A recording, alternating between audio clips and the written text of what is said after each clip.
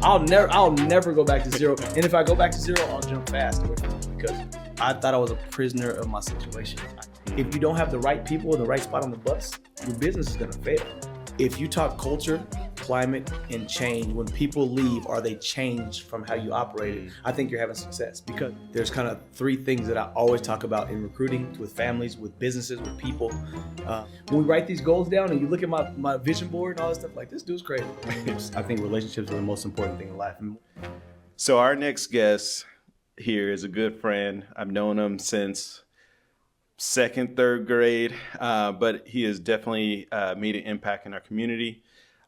He is a pillar here in Tacoma. Also the head coach of Tacoma Community College basketball. Welcome to the show, Rachi Wortham. Appreciate you having me. I'm excited to be here. Awesome, man. So we're just going to jump right in. So if someone's watching this for the first time, getting to know you for the first time, why should they stick around and listen to our conversation? I value relationships. I think relationships are the most important thing in life, more than God, more than your family, more than your money. Because it's not about saying God's the most important thing or Jesus is the most important thing, Allah's the most important thing. It's that relationship with them. And then the people, your mom. If you're just mom and you never met her, you don't know her, it doesn't matter. So the relationship you have with that. Then on top of that, people, they value money. What the relationship is with that money is very, very important. And so for me, by nature, you'll learn that, oh, he values me. And when you talk to me, people know, like, they look at me as a basketball coach and say, oh, he's crazy and my competition is crazy, but my relationships are great. And in my opinion, they know that I love them. Nice. So as you've been a coach for a while, I assume, what drew you to the college level of coaching? You know what? In seventh grade, I decided I was going to be a college basketball coach. And people invested in me when I was young, the Boys and Girls Club in the community center, in basketball. And basketball changed my life. In our neighborhood, obviously, a lot of us know, but in the neighborhood we grew up in, it was gang-riddled. And the block I lived on it got blocked out by the National Guard and the Tacoma Police Department because of too many gangs. And basketball kind of saved me. And so if I was able to go do basketball, I didn't think about what was going on at home, on my block, with my cousins, my family. It made me eliminate all of that. Plus the men that I really trusted, I didn't trust a lot of men. They were basketball coaches. And so in seventh grade, I went to Young Life camp, and a guy named Chad Davidson told us to write our goals down. And one of my goals is to be a college basketball coach. And so that's kind of in my mind, when I wrote that down, it was every day I prayed at night. Every single day I prayed at night. I'll tell you those three goals later, but you guys will laugh and you'll appreciate what those three goals are. I mean, I guess I want to jump right into those goals. Sure. Yeah, let's hear them. So now I talk to kids about their goals. And what your goal is different than what your dream is. If you have a dream and it's just up here, it's a dream. When you write it down, it becomes actuality, it becomes a goal. People can hold you accountable. You can be seen. It can be up on your wall where people can say, hey, you said you're going to do A, B, and C. What steps are you taking? And so for me, those three goals were to win a state championship in high school. Okay. And I ended up winning a state championship. Watch this, the next one. To play basketball at Duke. And to be a college basketball coach. And I prayed I'm not exaggerating, every single night when I went to sleep from seventh grade on up, I prayed for those three things to happen. And Mike Krzyzewski didn't want me over there at Duke, but it's all good. I didn't know I was unrealistic. I was just trying to, you guys know me, like I was trying to work my butt off every single day. And some guys were a little bit better than me at what to do. But those are my three goals, and I wrote them down, and I achieved two of the three. That's awesome, man. That's awesome. Appreciate it. I mean, to accomplish all those goals, you have to have some type of winning formula or some type of philosophy that drove you to meet those goals. Sure. You know, what was that philosophy, or can you explain, what it takes to win? There's a lot, right? But there's discipline and dedication. I think people always talk about discipline. Discipline is one thing, but if you're not dedicated to do it, like if you're not focused on making it an actuality, I can be disciplined, wake up, brush my teeth. That's a discipline, right? So there's things that you can make your bed every day. You can put your clothes on. There's things that you are disciplined on, but in totality, you have to be dedicated to it. And there's a lot of things that can get you off track. And I know in our neighborhood, there was so many things that could just get you off track. But also the group that you hang out with, the people you do trust, the mentors that you have. I had a mentor, and I say all the time, David Bonds was instrumental in my life, and I didn't know it until I was older. He was my AAU coach and just invested in me. I was no good. Like, let's be honest, I was the worst basketball player on that AAU team. I worked hard, but I probably was the worst player as far as talent, ability on that team. Could I play the game? Well, yes, I could play, but I was 5'6", 130 pounds. And I wasn't this 50-point scorer. If I was that, it might have been different, but he saw something different in me. He told me as an adult that if I ever had a bad day, he felt like I didn't eat that day. I'm like, bro, what? He's like, he knew something at home had happened, because to me, I still say to this day, I don't have bad days. I might have bad moments, but it's amazing to be able to wake up every day, affect lives, help people in the community I grew up in. That's amazing for me. So the dedication and discipline together. Awesome. So it sounds like basketball has shaped a big part of your life. Mm-hmm. What are some of the major lessons that you can pick from basketball, whether it was, growing up, Sure, and how it affected you? You kind of mentioned that a little bit, but also maybe some of the lessons that you're trying to teach as a coach. So I hear a lot of people say, oh, go work out, go work out, go work out. I didn't understand this as a kid. Basketball was a workout because it was a coping strategy. I burnt all that energy and I didn't have to think about life stuff. I just was able to focus on something that I love. People may not understand this. I was willing to do whatever for the game. I was willing to die on the court, like dive on the floor. Like, people laugh at that, but like, I was willing to do whatever it took to win the game. And in life, when we write these goals down and you look at my vision board and all that stuff, like, this dude's crazy. But it made me have some coping strategies in life. It taught me some things, taught me discipline. It taught me relationships. It taught me communication. It taught me a bunch of different things. But ultimately, man, to be able to give back. The game gave me so much in life. I'm able to give back. I've traveled the world because of basketball. And I grew up with nothing, like nothing, zero, with way less than most people in the world, at least in the United States, you know? And so basketball has been instrumental in my life, but I'm able to give back because of it. So, I mean, what you're mentioning can sound very intense to a lot of different people. I'm sure. And I'm very intense about basketball. But yeah. I mean, to be dedicated, to be disciplined, Sure. To eliminate distractions like that, it takes a lot. And it sounds like you're super focused when you're in that. How do you balance, winning and when you're coaching, and then also the lessons and talking about the relationships side of things? Great question. For me, there's kind of three things that I always talk about in recruiting, with families, with businesses, with people. The first thing everybody talks about is culture. Every business, every company, they got this culture, and they have these buzzwords that are their culture. And so for us, we say lead, work, respect. What does lead, work, respect mean? Lead to earn your degree, work hard at everything, respect everyone. We say that. That's our culture, right? But then inside of that, there's a climate. How do people feel when they interact with myself, with the players, with the staff around us? How do they feel when they leave? And then at the end of it, are the people inside of our culture and our climate changed? And so I've heard culture and climate before from a pastor, and this was years ago. He's from Hawaii. I forget where he's from exactly. He had one of the biggest four-square churches in the world, and he talked about it. I'm like, there's got to be more. And there may be a fourth thing, but if you talk culture, climate, and change, when people leave, are they changed from how you operated? I think you're having success, because it's not just about the wins and losses. That's great. You want to win. I want to. Ask me. I want to win. I don't care what happens. I think the referees that ref my games can't believe that I'm not the same person after basketball's out. I'm like, we laugh and we joke, but once the game goes, I'm in full competition mode. And I'm, like I said, I was willing to die for the game of basketball. I'm willing to compete at the optimum to try to help us win. If we lose, we lose. But I'm going to give every single thing, all the time for film, all the time for asking our guys, what do you think? All the time for the coaches to say, hey, what do you got? How can we win? I'm into whatever it takes to win. I'm into that. I like it, man. So when it comes to recruiting players, bringing them on into that culture, that climate, what are you looking for as far as the talent-wise goes? What are you looking for as far as character? Do you even look at the family culture, where they come from? Tell us a little bit about that. There's a lot that goes into that. I'm at the junior college level now. Community college is even different than junior college. So for me, I want to win in the community first, right? I try to get the guys that are local. I don't want to say anybody's names, but I have specific kids from specific schools. I don't want to recruit everybody from every school. The school winning matters. If you know how to win, you can continue to learn how to win. If you've never won, you have to bring them into a culture of people who have won, and then hope they're going to join. if they've never been a person who's a positive person, or they're a person that's always negative, and then you try to bring them around some positive people, it's going to be hard for them. They're going to resist. And we've had that. We've had some people who, I'm going to just fight and think I'm tough enough. How about you compete and not have to worry about fighting and thinking you're tough? If you just compete every second, that's going to be your fight alone instead of having to punch somebody, literally.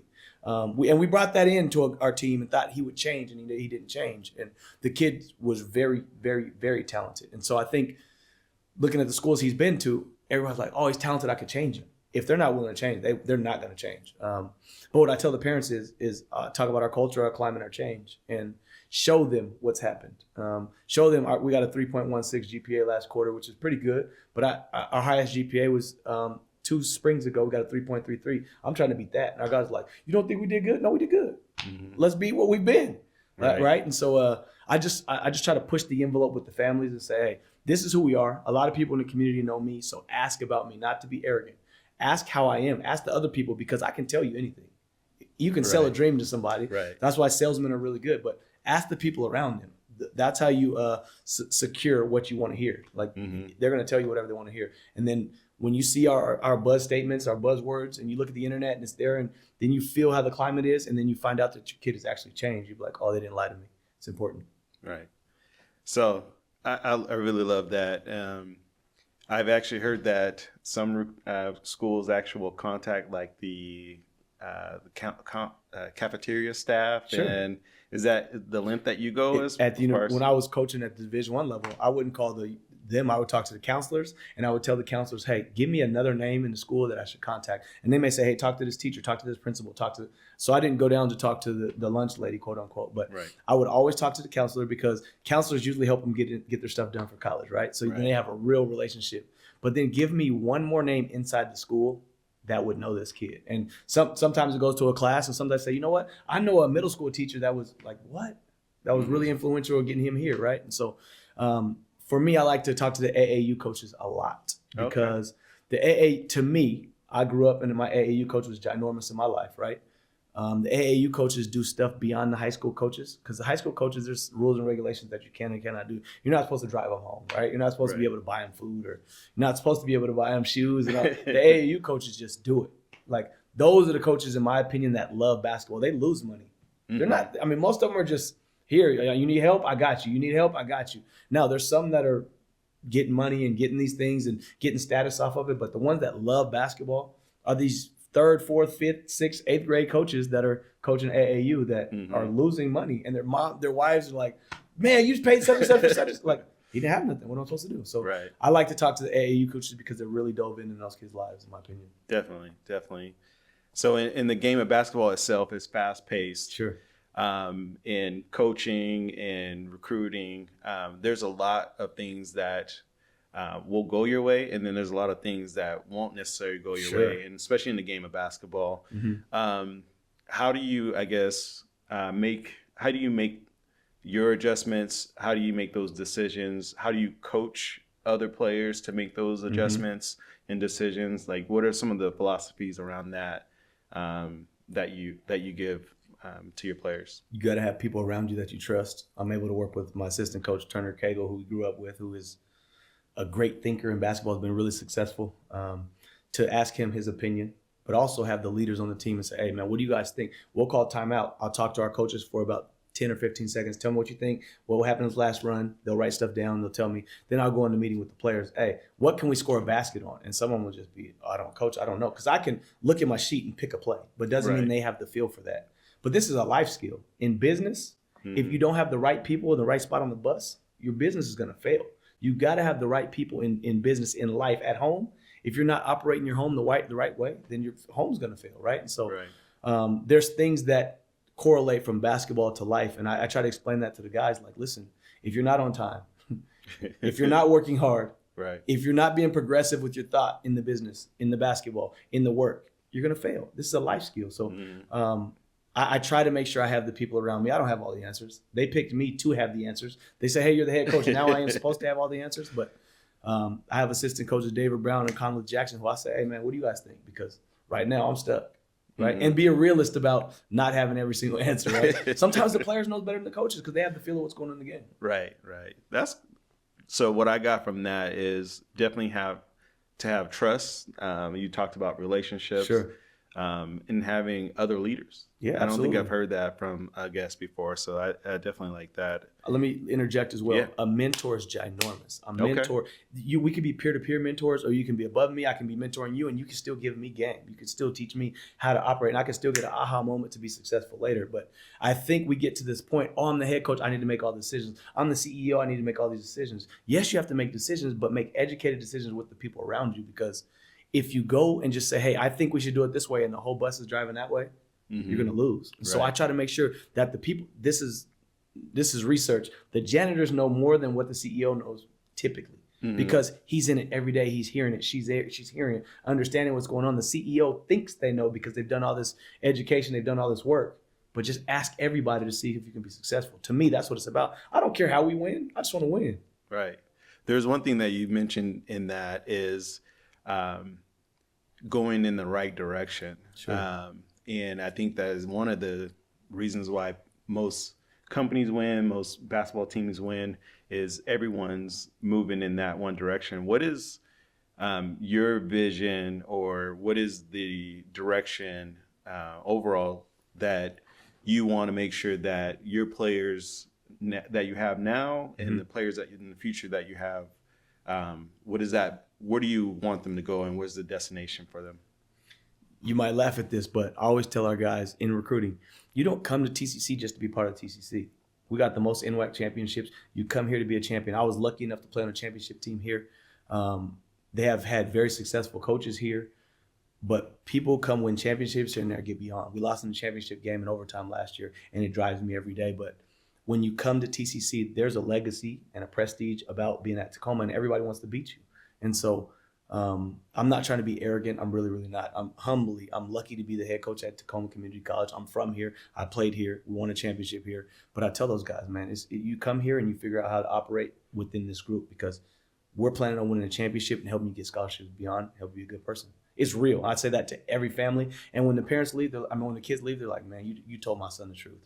Even if they transfer to a different school. I've heard it multiple times. Man, my son, you know what? You looked out for my son. I try to do we all mess up? Yeah, we all mess up. I make bad calls. I do this. I put bad subs in. But ultimately, as a human, try to make them become a better person. If you do that, if you're focused on that, you'll have success. I don't know what level of success, but you'll have success. Right. I like that. So I got two more questions for you. That's it, man. We're rolling. Let's go. We need 50 more questions now. So my next question is, for every guest that comes on, they leave another question for the next guest. Sure. Not knowing who the next guest is. Sure. So the previous guest, their question was, when you started your journey within your industry. Sure. What was the overall legacy you wanted to leave? What did you want to be known for? What is the I guess the impact you want to leave within the industry or the community or whatnot?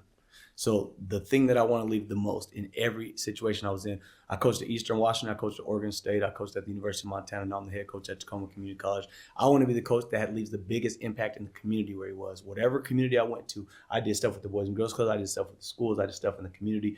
I really want to do more in the community than the basketball. Like, basketball is great, and all the coaches do basketball, but what beyond basketball do you do? What beyond basketball are you willing to do? And if somebody calls you, will you show up? I want to be that guy. I want to be the guy who, I'm literally trying to be the guy who calls and checks up, even if it's 3 minutes, man, how you doing? I want to be that guy.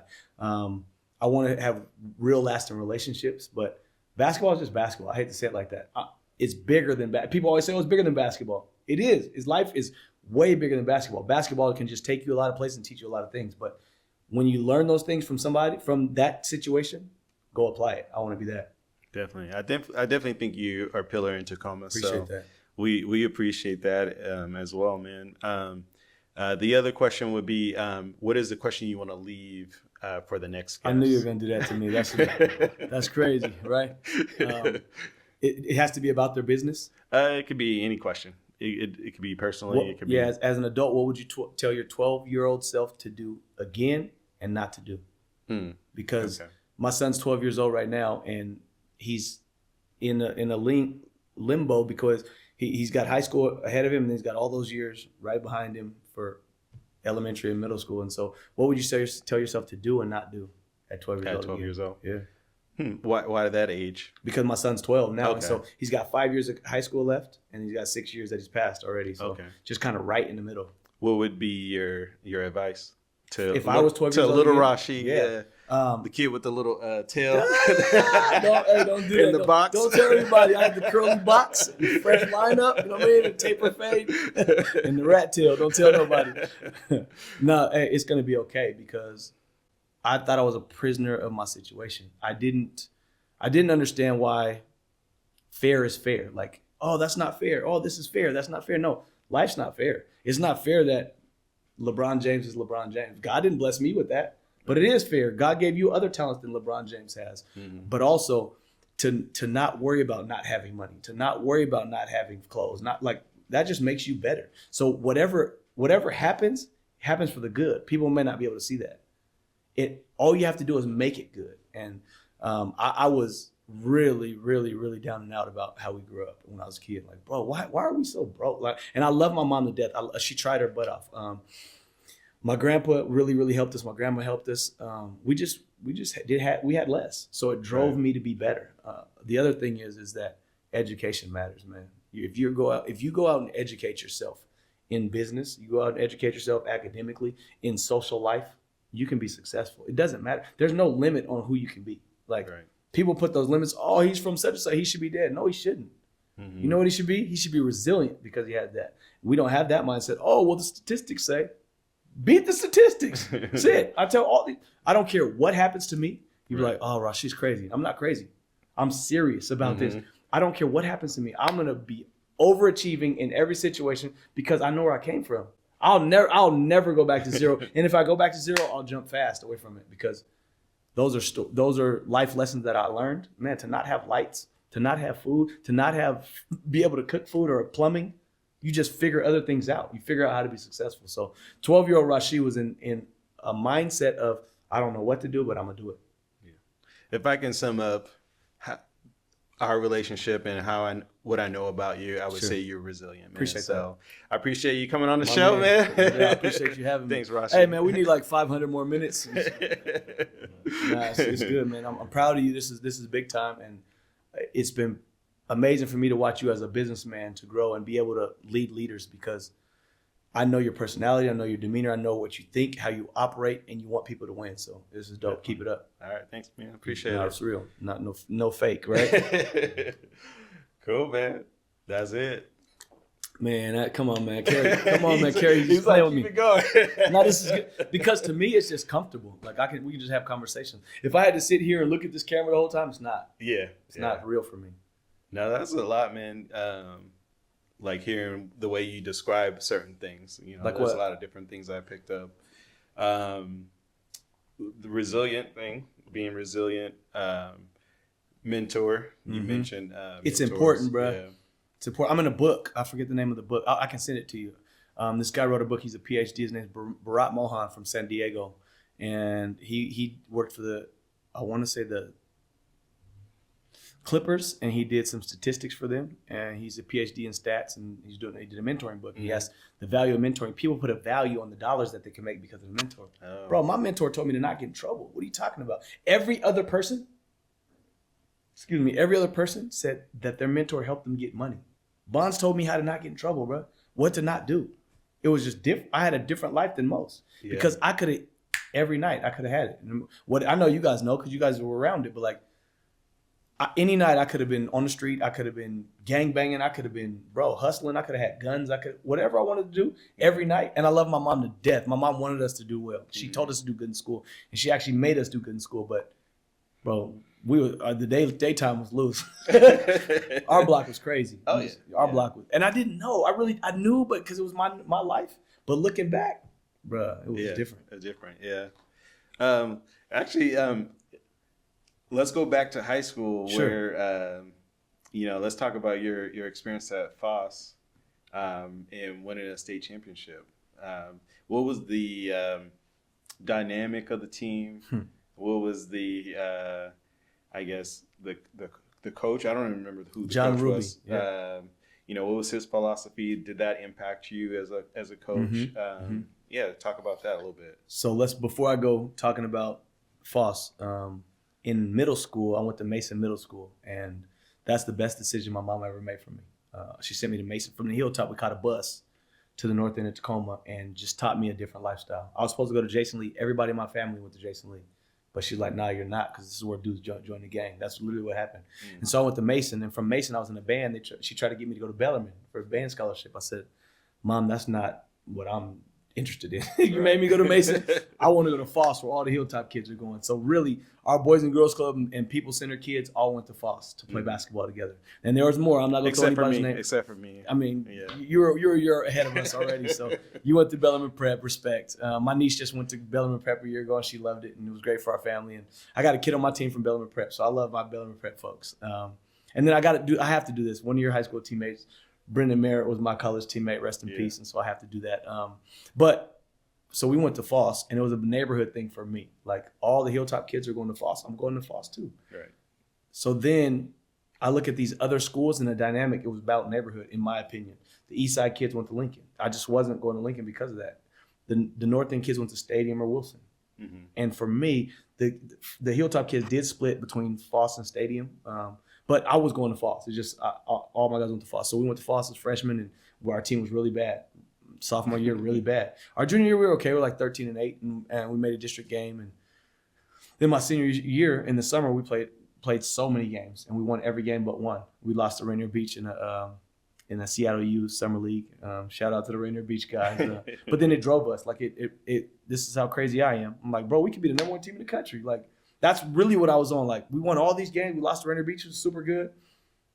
Why can't we be the number one team in the country? So we were on that the whole year. So we came in preseason ranked number one and went through the season. We lost a few games, and our dynamic was different because we had really good players. We had Keenan Joyce, who was a Swiss Army knife at 6'5", Demetrius Crosby, who was a bully at 6'3", Solomon Wyatt, who's one of the best defenders I've ever been around, 6'3", Mark Axton, who was a 6'7", kind of pick and pop forward, but played the point. And then we had Kerry Nicholas, who was 6'8", getting all the rebounds, 6'7" or 6'8", getting every rebound, getting every block shot. And then me, this little guard that didn't know he was little, right? And everybody tells me, Rachi, they won state because of you. And I said, no, they didn't.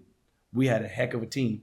But Solomon Wyatt guarded the best player in practice, guarded the best player in every game. And so that's why I say we won the championship. Now, you ask somebody else, they'll say Mark Axton, they'll say Keenan Joyce. And we had really good players. Keenan and Demetrius were all state that year. The next year after I left, Mark Axton was player of the year for the state. Solomon Wyatt was first team All-State. And then we had a young boy named Greg Shadowvine, who scored more points than all of us his senior year. So we had a really good team. I got to shout out my guy, Tony Doble, who was doing podcasting as well and was on the team scoring. He made 2 clutch free throws against Garfield to help us beat them. But we just had a really, really, really organic team that dudes love each other. To this day, we got a little text thread, and every time the championship day comes, we text each other for championship day. But Christmas, holidays, birthdays, we got that group, and it's really a relationship, man. And in a lot of my friends groups, I have to drive the conversation. In that, I don't, which is dope. It's funny to watch, like, and I don't love being on the phone. I don't. I like 3 minutes and be done. That's just how I like. And just to make sure somebody's okay, if I need to, I will. But that dynamic of that team was special because we grew up together. It was dudes from the neighborhood that really went and played together. So a lot of teams don't have that where they all go to one school. People, especially now, they say they want to click up, but once they get there, then they're like, I mean, I don't like this. I don't want to compete. I'm going to go play at this prep school. I'm going to go to that prep school. Bro, I was on the JV team for 2 years, really. My second year, I was swinging. Like, but you think I care about that? I just want to win. If you're trying to win with me, let's go. I'm into that. And all those guys on our team wanted to win. It was amazing in that regard. And I know you guys had one of the best teams in the state of Washington in 1999. It was like you guys were super good, and so we were coming up. I thought you guys would win the state championship that year based on who you guys had, and then we were coming up looking like, dang, well, we got to beat these dudes if we can't. But we weren't afraid. I think that's part of the reason we won. Is it didn't. If we needed to have a fist fight, I'm not being funny. We would fight. Our team would be willing. We're willing to fight. I know everybody. Whoever, right? Yeah. But other people don't, and so and I'm never asking our team to fight, not literally fight, dive on the floor, take charges, do all that stuff. But if we had to get to a fist fight, our team would fight. So it didn't matter if you come in with the bullies on your back in front of you, like you don't worry about who's behind you. You're just like, hey, the bullies are in front, let's go. So we had that. What was your the impact of the coach? Yeah, we have a great relationship to this day. Coach Ruby was coming from Hazen. He was really, really high energy, really made us do the right stuff, made us pull our pants up. In the neighborhood we were in, gang culture was everything. It was everything. All of us. It didn't matter if your dad was the pastor or the gang culture was in you. And so now you had to pull your pants up. You couldn't say cuss words. If you didn't show up on time, ready to go, shoes tied, we had to run. He made us really disciplined, man. And he made it whenever the ball went out of bounds, you had to pick the ball up and hand it to the ref. You couldn't throw it back to the ref and then get back on defense. So he instilled some discipline that we had never had. And he also knew at the end of the games, he had a play called PC to win, and like people center to win. He just let us be us. It's like, hey, go run PC to win and you win the game and do whatever you need to do. I'm not calling no plays. I trust you guys. Go win the game. And I got chills now thinking about that. He put it in our hands and said, go do it, which is amazing. Because in AAU they do, but not in high school. Not in high school. Right? Yeah. And he was smart enough to know, he was savvy enough to understand the relationships with each one of us, to coddle this guy and scream at that guy. And I don't know if I ever had a coach who really understood that as much, because in AAU, Bonds would just get us all. Like, right. If you mess up, I'm yelling at you. But Coach Ruby didn't really have that. He had to put his arm around Keenan, and Keenan was amazing. But bro, you're not yelling at Keenan. I don't need to yell at Keenan. I need to yell at you. You know what I mean? And so I learned a lot from that. Coach Ruby and I have a great relationship now. He's really in finance, really doing well in finance, and he's put me on some stocks and some Bitcoin information and some meme coins, and he's teaching me. And this is my year, 2025. I know we talked about it. I want to level up financially, and he's been helping me, which is amazing. So we have a good relationship, and he told me whatever information I have to share with my teammates, and so we got that group thread, and I share it with him. Cool. Yeah. Earlier you talked about mentorship, but you talked about it from your perspective as a young kid, high schooler. Sure. As an adult, who are your mentors? How are you being mentored? And what is that impact for you? So I got multiple mentors. I mentor John Gaines, and John Gaines mentors me. He's younger than me, and I've mentored him for years, but he also mentors me. I got a guy named Travis DeCure, who is the head basketball coach at the University of Montana. He's on me. He tells Rachi, you need to do better A, B, and C.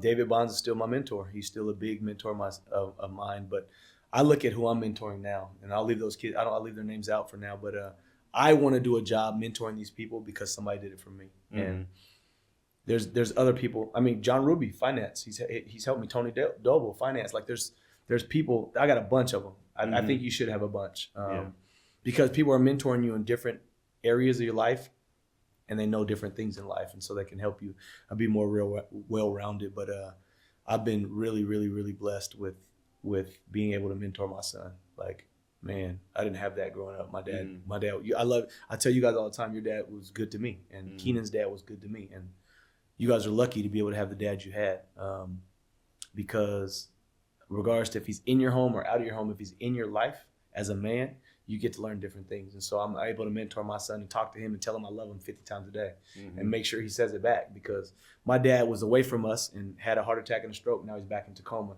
and I get to help him. And I had a love-hate relationship with that. I didn't want to help him for a long time. And he doesn't mentor me. He asks for things. And so I know what it is, though. He needs help. And to make sure that when I mentor my players, I'm intentional about how I talk to them or how I interact with them, how I tease them.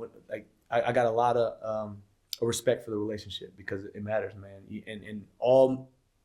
Let me back up. I didn't trust all men. I didn't. It was hard for me to trust men. I'll just say it like that.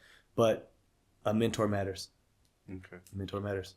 There's lots of them. And it's good, man. I'm gonna level up this year. I'm just saying that. Financially, I'm gonna level up. So basketball is basketball. I keep saying that. It's just basketball. I'm gonna do good in basketball. We'll do good. We'll get the right people, the right pick. But that piece is so minute, and people think it's so big in my life, and it is. I love basketball, but it could be over tomorrow. Basketball could be done tomorrow, right? And then what?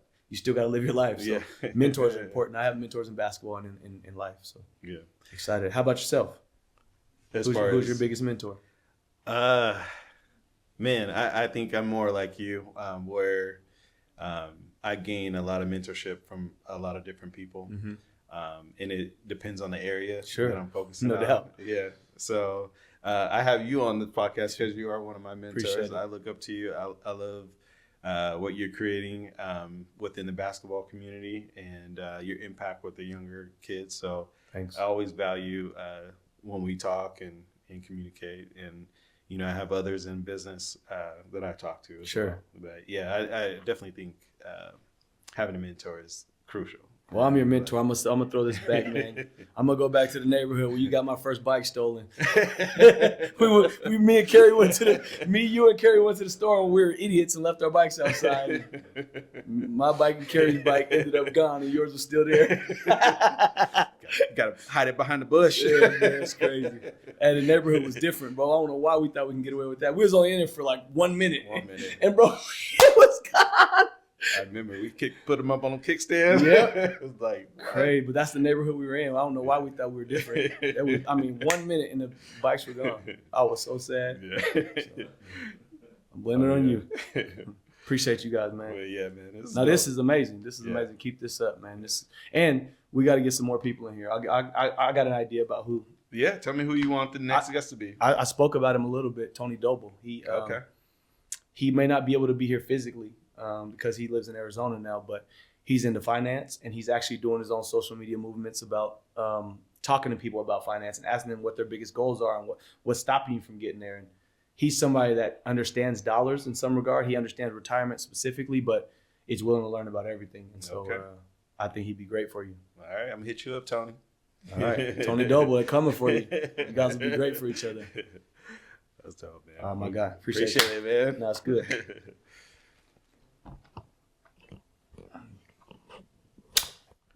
Woo! You probably need more water. No, bro, that's light. I could go for 2 more hours. I'm not lying. I could. But the crazy part is you got questions to ask. I just talk. And so it's different for you. You have the questions to think about. I know. I could just talk. It's way different when you're interviewing. That's what I was like, But that was good, man. But I tell you, 12-year-old you got so much more insight. Like, I look at my son every day. My son wants to own a business. He doesn't want to go to college. I'm like, okay, let's do that. What do you have to do? He said, I want to own the first fishing store in Gig Harbor that has a tugboat connected to it, and they're going to go out, and the tugboat's going to pull the boats out, and it's going to be like a shuttle, and he's going to be like shuttling people. He's like, but we're going to be fishing during the shuttle. I'm like, bro, what? He's just thinking. How'd you come up with that? Man, yeah. Bro, what? But I want to encourage that because I want his mind to go crazy with it, because the more you do as a young dude and focus on that, you can fine tune later. You know what I mean? Oh, yeah. You got to fire though. That's the hard part is ready, aim, fire. This is what I learned in business. Ready, fire, aim. Because once you fire, then you can figure out the rest of it. If you just aim, and you never fire and go to the business, you're going to lose. And I learned that from a guy named Sebastian, he used to own all the Little Caesars in Pearson. Okay, yeah. I hear his name a lot. You got to fire. Yeah. If you don't fire, you'll never win. I'm like, bro, that's crazy. Because everybody aims, they're scared to go. Yeah. It's hard to put your finance towards something and just do it. I started my own consulting firm. Boy, that was different coming from the insurance world where the money's coming. You know what I mean? Yeah. I was gonna ask you about the business. Are you still running it? I am. Okay.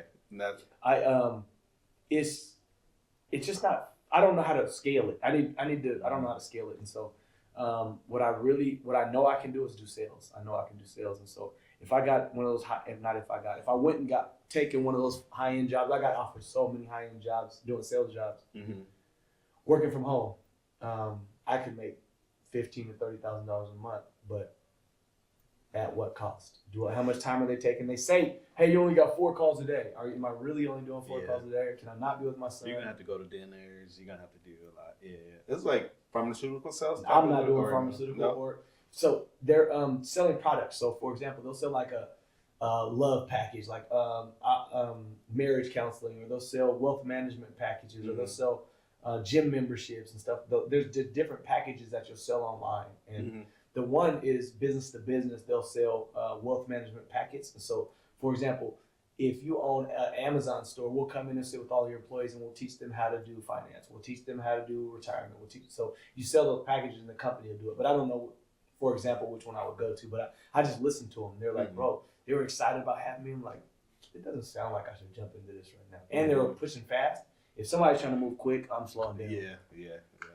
They wanted me to just sign, I think. And like, bro, sign my stuff away. Yeah. It was between $10,000 and $30,000 a month. Another dude made $47,000 a month. He's like, man, I live in Dubai, and bro, that's you. What about the rest of these dudes that are failing? Tell me about them. What kind of people are they from? Where are they from? How do they operate? What are they trying to sell? Yeah. I need to know that. Definitely. The outliers are the outliers. Yeah. They're not, you know what I mean? Yeah. How about this? What we should have talked about is what's happening in California. I know. Bro, my wife's aunt lost 4 homes already. Damn. Literally. Dang. Yeah. Sad, man. I've been trying to figure out how it even started. They said a homeless camp. Yeah. And then the wind just started blowing it. Yeah, because I was like, man, it's 60 degrees and windy down there. I could see how it would spread, but not how it would start. But They didn't have no water in the damn fire hydrants. Is that what they said? Yeah. What? Yeah, they didn't have no water. They're on the beach right there, bro. How can they not? Hey, yeah, dip your hose in the. But they all got good. They all have good insurance for sure in those houses. no, the State Farm kicked everybody off the insurance 2 months ago. Literally. Yeah, that's what I heard. That Yeah. a lot of those houses didn't have insurance because the premiums were way too high, or they got kicked off. Yes. That's what I. Here's this is why insurance is great, but so ugly that the dollars, like Country Financial was phenomenal for me.